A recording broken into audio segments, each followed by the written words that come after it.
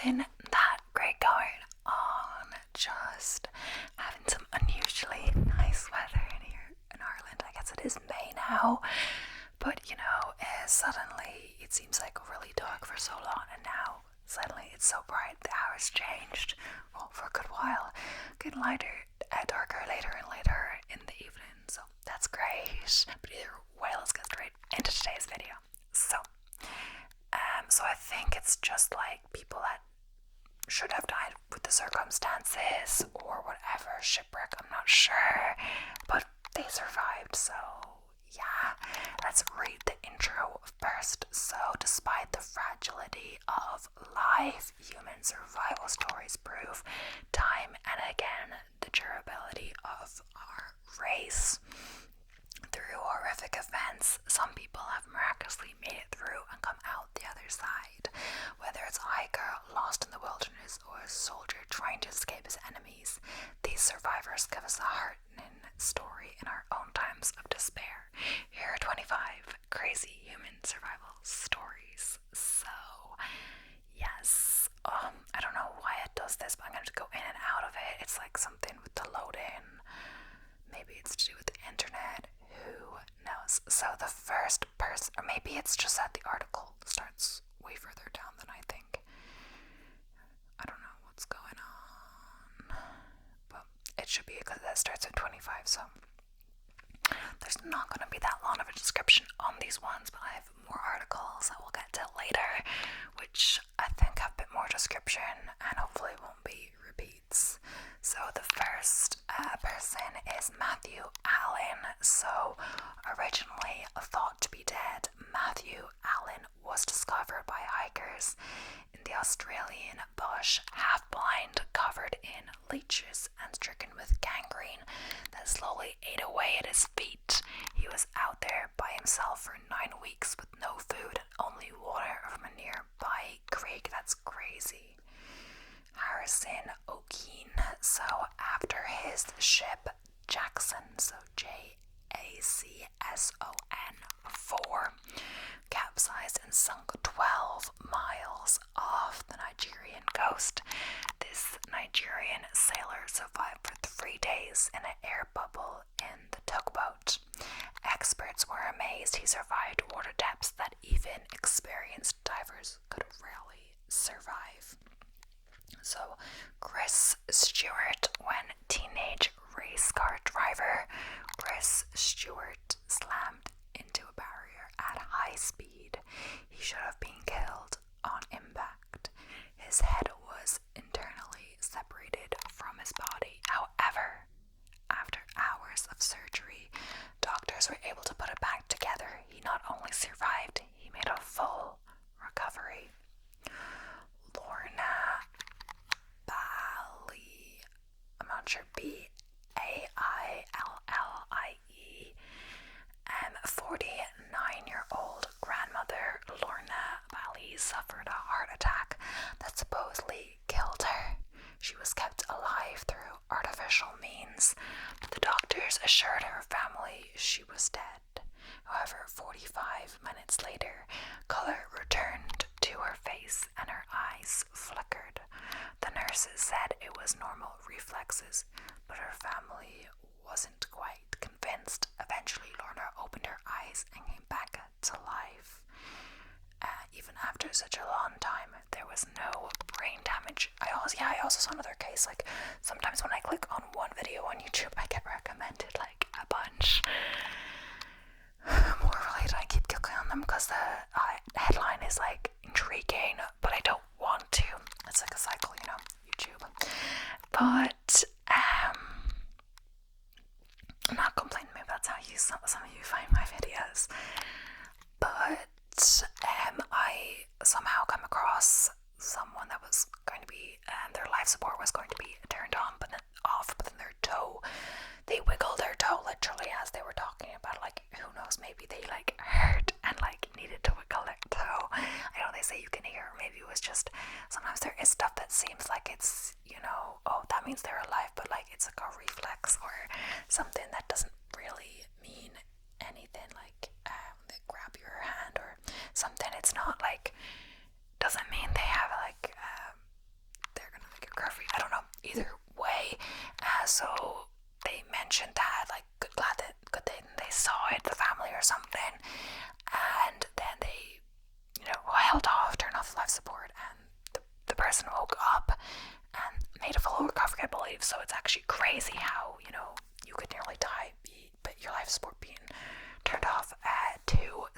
if you weren't quite ready, you know, to be able to live by yourself, but you were going to make a recovery, you know. So Lindy Hardin was told the chances of her parachute not opening was slim when she went skydiving, but on one of her jumps the worst happened and her parachute didn't open. She plummeted a mile and hit the ground. She should have died but somehow survived with only a broken nose and 2 broken ribs. Even more amazing, she decided to go back out and skydive again. So Apollo 13.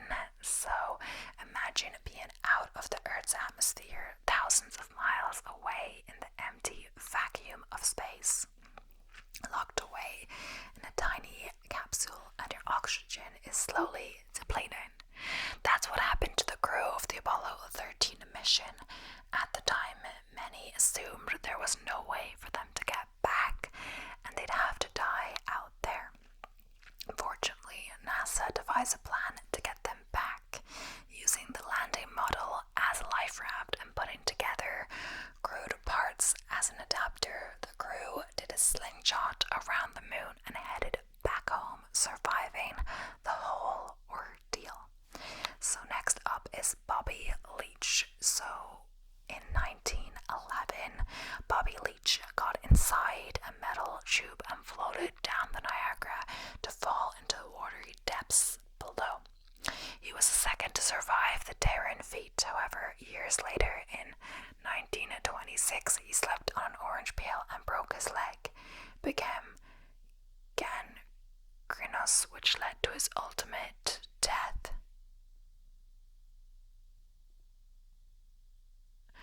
So I think it's just saying that, like, he survived, like, a really dangerous feat, and then he just died as something that happened in a freak kind of accident. Not a freak, but, like, in a random thing that could happen to anyone, you know, slipping on something on the ground. That's what really killed him, not going off the Niagara Falls, you know. So it's kind of saying, like, not encouraging going down the Niagara Falls like that, but, you know, if you're too careful, you know, don't go outside because you're afraid something's going to happen. Something like dangerous like that could happen in your own home, you know. That's why it's, you know, you're going to die anyway at some point, you know. You can't really predict it, so it's saying, like, don't be over cautious, but not, like, don't be reckless either, you know. So Peter Skillberg, Swedish man Peter Skillberg survived in his snow-encased car for 2 months with no food and endured freezing temperatures. Scientists believe the snow provided 2 powerful ingredients for his survival: water and insulation. He used the melted snow for water, and the snow enclosure created an igloo effect to keep him warm. So Katrina Burgess, 17-year-old Katrina Burgess endured a horrific car crash, breaking her neck, back, and ribs. She also had 2 punctured lungs. The doctors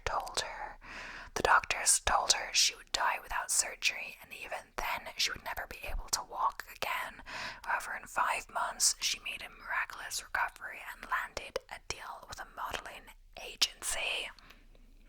So yeah, there's something that happened like that. It's like, it's not the norm, like, you know, for you to, you know, make a recovery in a way the doctors don't say, like, you can never run again, and then you end up, you know, still competing and all of this. I don't know, but it could happen in some cases. So Lisa, but Lisa, and Tumo Peltola, I believe. Lisa and Tumo Peltola's ski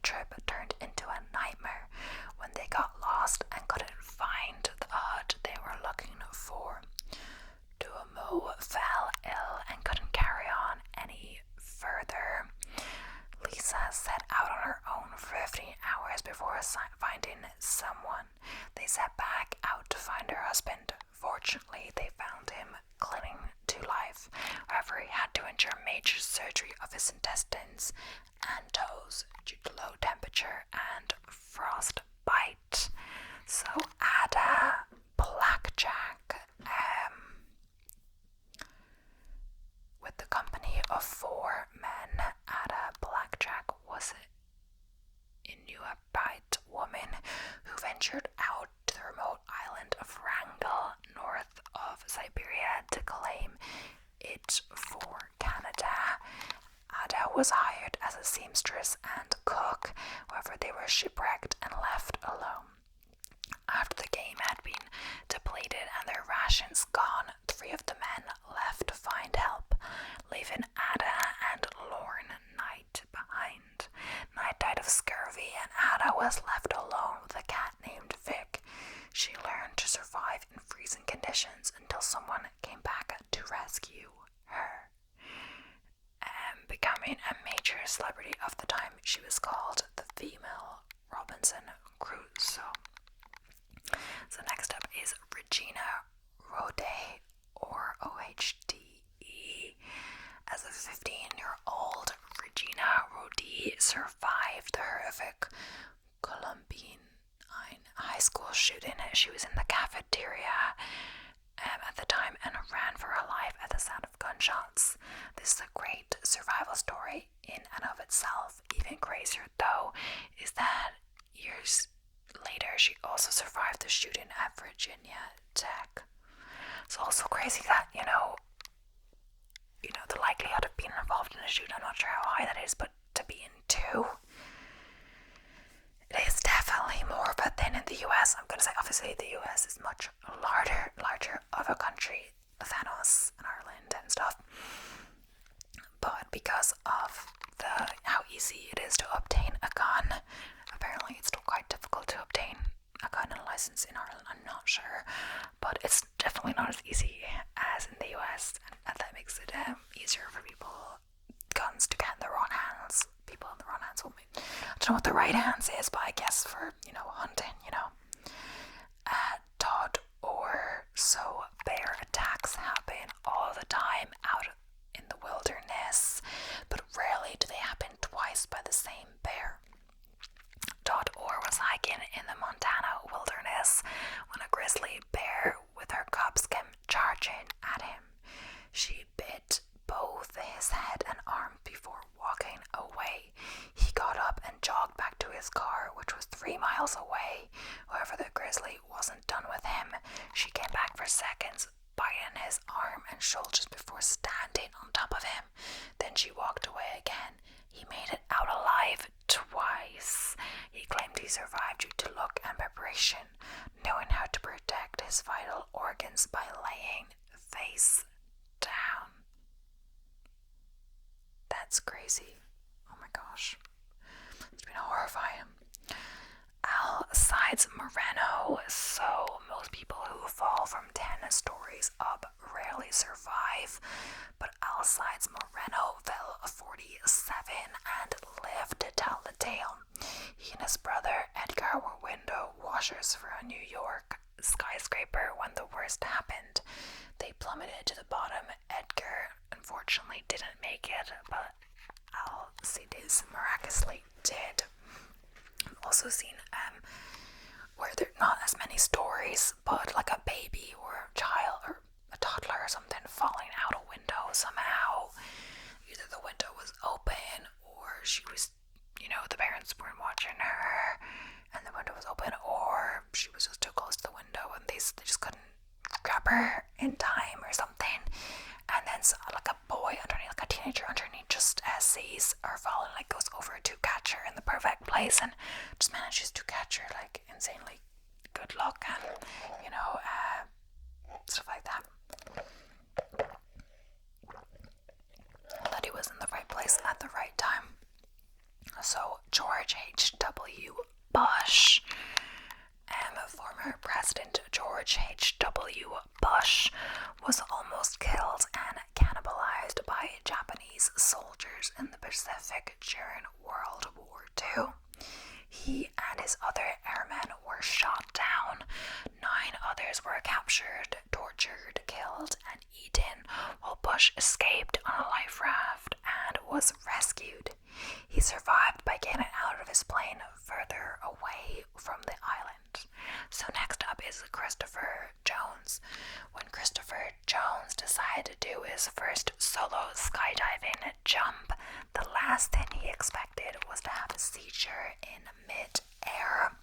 Unfortunately, that's exactly what happened. At 6,000 feet, he spun out of control and couldn't right himself. His instructor was able to get to him and pull his chute, but by that time, Jones was unconscious and could still die. At 2,000 feet, Jones regained consciousness after listening to his instructor. He survived the event that almost took his life. So next up is Albert Stevens. Believing he was doomed to die of terminal cancer, the government injected plutonium in Albert Stevens without his knowledge as part of an experiment. On May 14th, 1945, he was injected with 131 kBq. I'm not sure what that unit is, of plutonium, which is many times over the lethal dose. Regardless of the high doses, he lived for 20 years afterwards and died of heart disease. He had an effective dose of 64 SV over the 20-year period. The amount of radiation a worker can be exposed to is 0.05. After his death, it was discovered he didn't have cancer at all. So I'm not sure if the heart disease was to do with the injected thing, but imagine injecting without his knowledge. So Salvador Alvarenga. Salvador Alvarenga, a 36-year-old fisherman, had left El Salvador to go do what he does best. He left in a small boat and before long was swept away by a violent storm.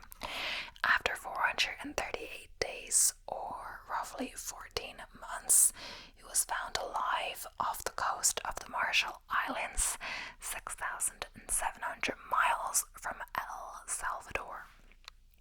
So next up is Fran Salak. So from 1962 to 1996, Fran Salak survived several near-death experiences and is considered the luckiest unlucky person alive.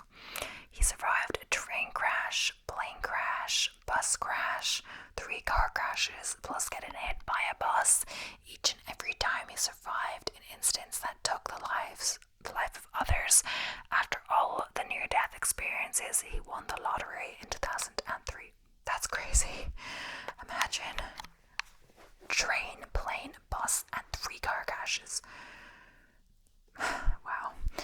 Anatoly Bukhorsky. So, Russian physicist Anatoly Bukhorsky stuck his head inside a particle accelerator and had half his face struck by a particle beam. He said he saw a light 1,000 times brighter than the sun, but didn't feel any pain. Half of his face swelled up beyond recognition at the time, but it eventually receded back to normal. Besides losing hearing in his left ear, he suffered no other side effects. Scientists say the fact that he survived at all was a miracle. So next up is Roy Sullivan. So Roy Sullivan made the Guinness Book of World Records for most lightning strikes survived. He was struck 7 times over the course of his life and was called the human lightning conductor. His own death came in 1983 by his own hand over unrequited love. So Michael Malloy, during the Great Depression, people were always out to find a quick buck any way they could. A popular way to do this was to find local drunks who already had one foot on a banana peel and one foot in the grave and take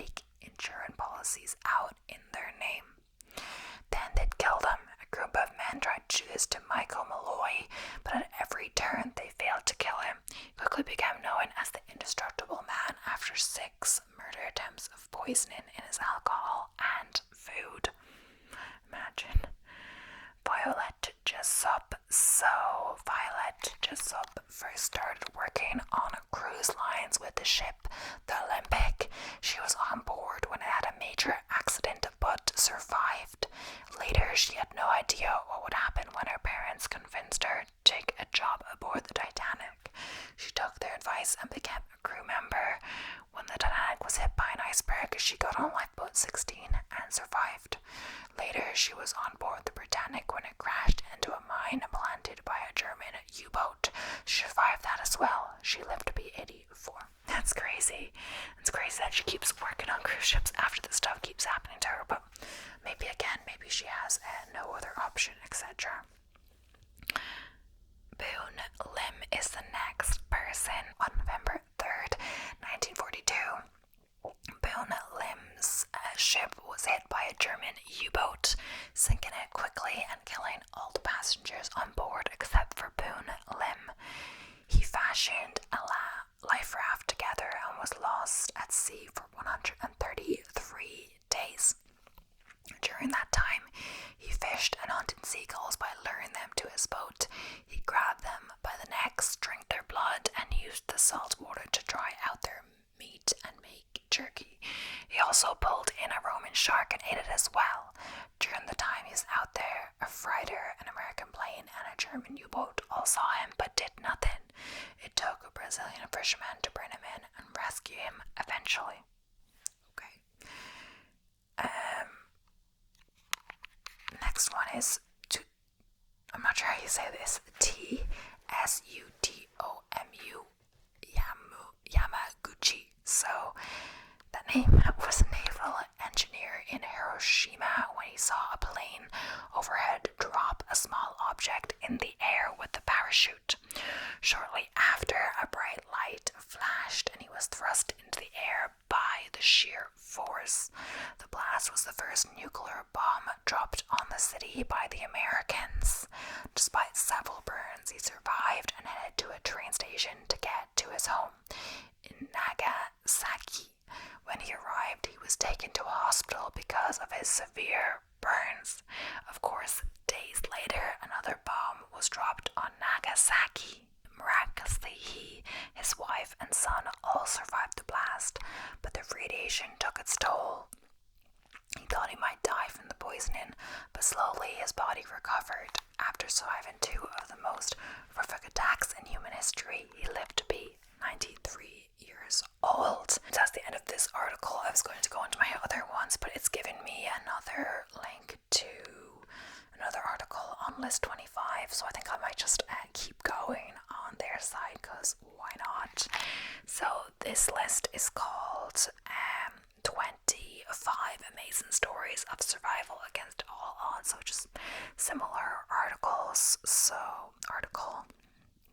Let me scroll down.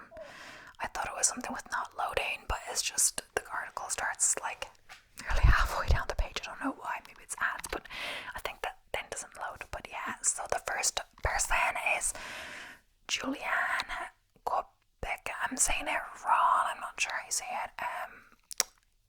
Koebcke.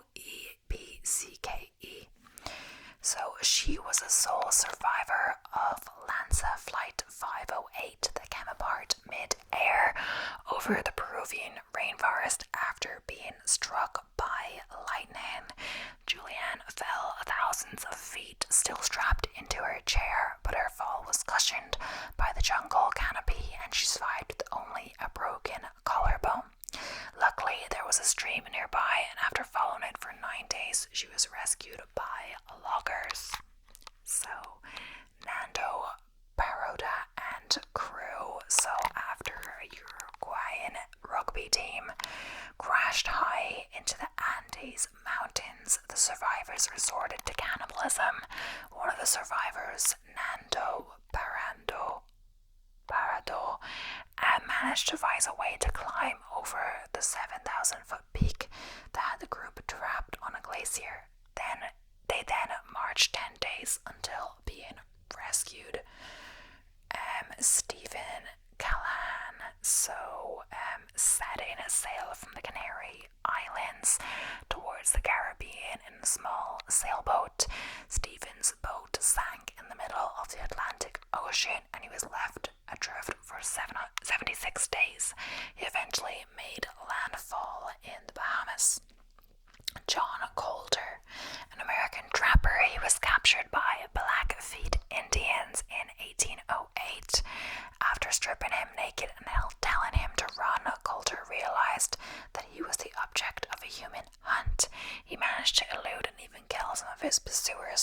making his way towards Fort Raymond, nearly 200 miles away.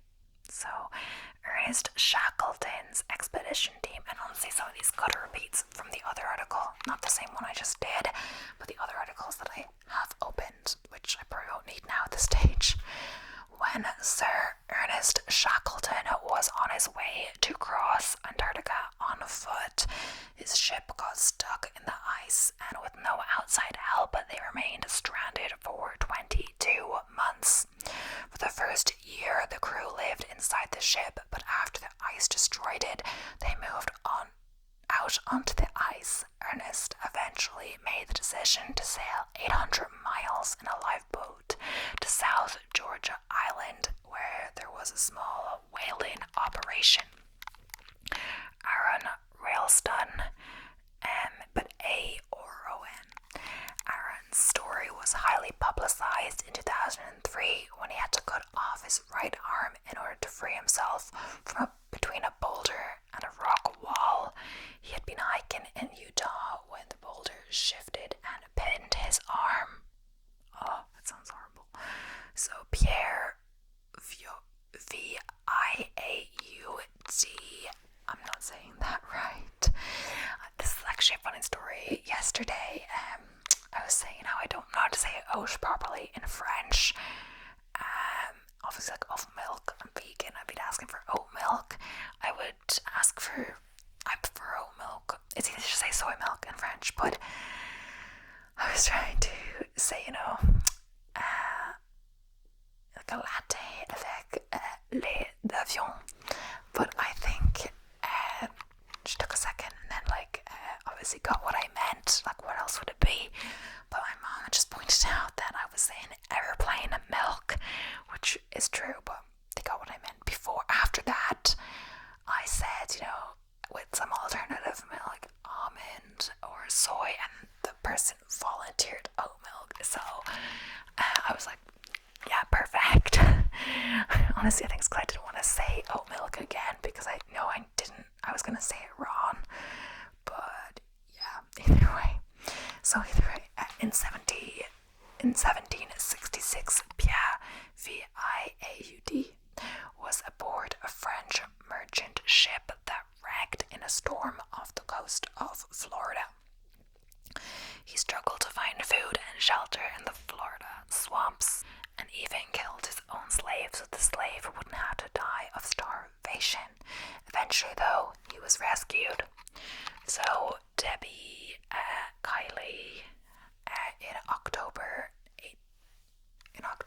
1982, Deborah and 4 others set out in a yacht from Maine to Florida. After high seas off the coast of North Carolina destroyed the boat, they were left adrift in shark-filled waters. One of them swam off and was never seen again, and another was eaten by sharks directly beneath the raft. Only Deborah and another crew member survived. The Gremlin Special Passengers. On May 13th, 1945, a U.S. military plane nicknamed the Gremlin Special crashed into a mountain in Dutch New Guinea. 3 of the passengers survived, only to find themselves surrounded by a tribe of known cannibals. Lucky for them, the tribe mostly only ate enemy tribesmen. The trio was eventually rescued.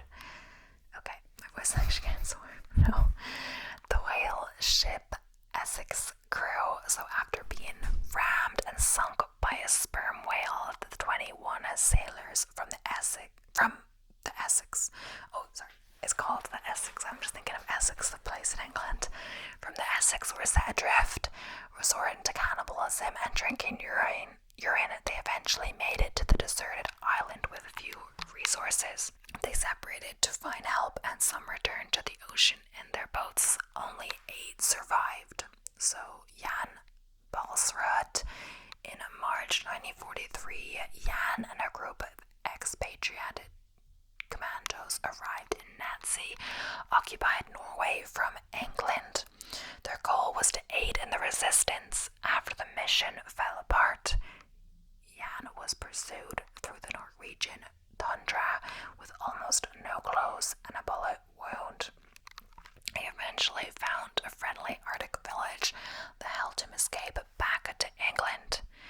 Abby Sunderland, so while attempting to become the youngest person to sail solo around the world, the mast of Abby's 40-foot yacht snapped about 2,000 miles from land in the middle of the Indian Ocean. She was rescued by fishermen 2 days after raising a distress signal. So Hugh Glass, after being mauled by a bear during a fur trapping expedition in Missouri, the expedition leader asked some men to stay back with Hugh until he died and then bury him. The men, however, left while he was still alive and reported him as dead. When Hugh regained consciousness, he crawled to the Missouri River and then made his way to Fort Knox on a raft. Along the way, natives helped him by sewing bear skins over his festering wounds. It's crazy how he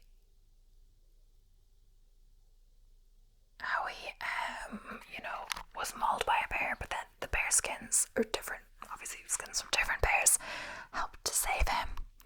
So Beck Weathers, so documenting the deadliest season in the history of climbing Mount Everest, the bestseller Into Thin Air tells the story of Beck Weathers, who miraculously survived losing consciousness in the death zone.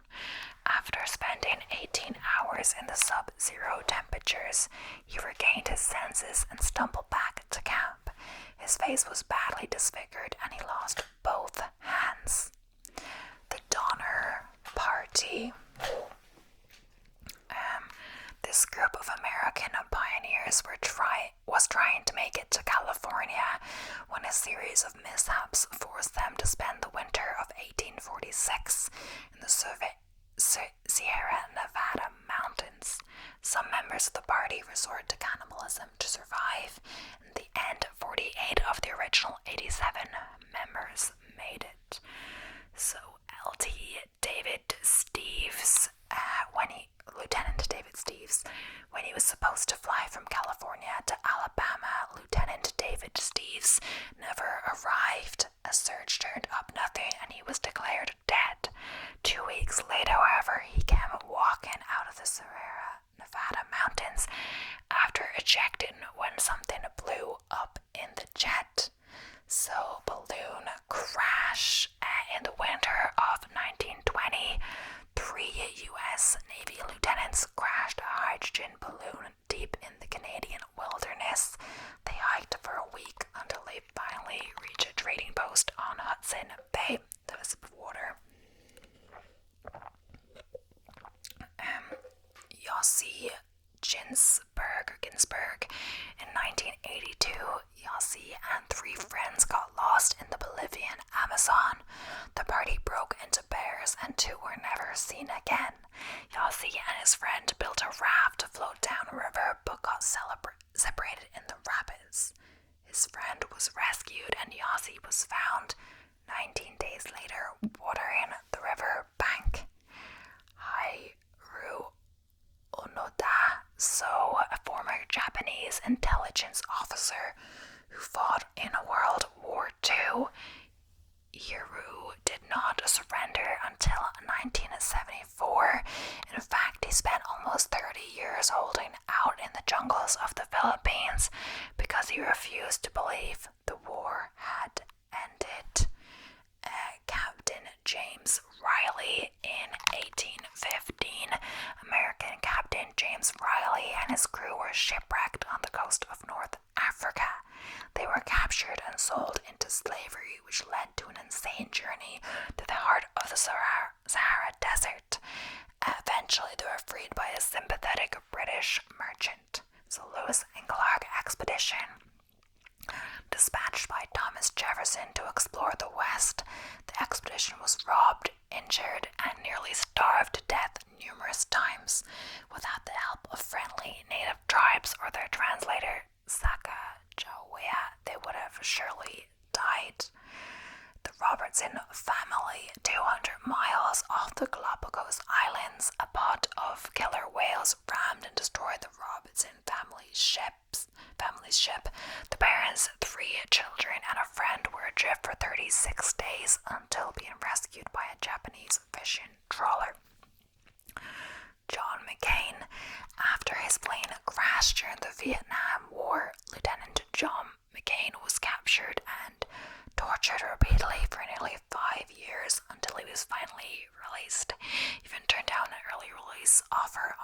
proclamation saying that unless every other prisoner that came after him was released, he wouldn't have it. Steve Fawcett, so 2/3 of the way to successfully circumnavigating the globe solo in a helium balloon. These are honestly sounding really familiar, but maybe there's a few things that overlap. I don't know. Steve tried to fly over a storm above the Coral Sea at 30,000 feet. Hail shredded his balloon and his passenger capsule started falling towards the ocean. Amazingly, he survived and was rescued 10 hours later. And the last one, I did a few extra just because, it's near the end of the article. Salvo Mirwakis, I'm not sure how you say it, after being sentenced to 25 years in a Siberian gulag, this Polish officer, along with 6 others, escaped the camp in Yakutsk and marched 4,000 miles on foot across the frozen Siberian tundra, the Gobi Desert, through Tibet, and over the Himalayas to British India. I'm not sure if a few of those are repeats. They sounded familiar, but maybe not. But yeah, and that is the end of today's video. My voice is getting really sore, more so than usual. I don't know why. But yeah, thank you so much for watching. I hope you enjoyed, and I'll be seeing you in the next one. And don't forget to subscribe if you haven't already. Okay? And yeah, okay. Bye for now.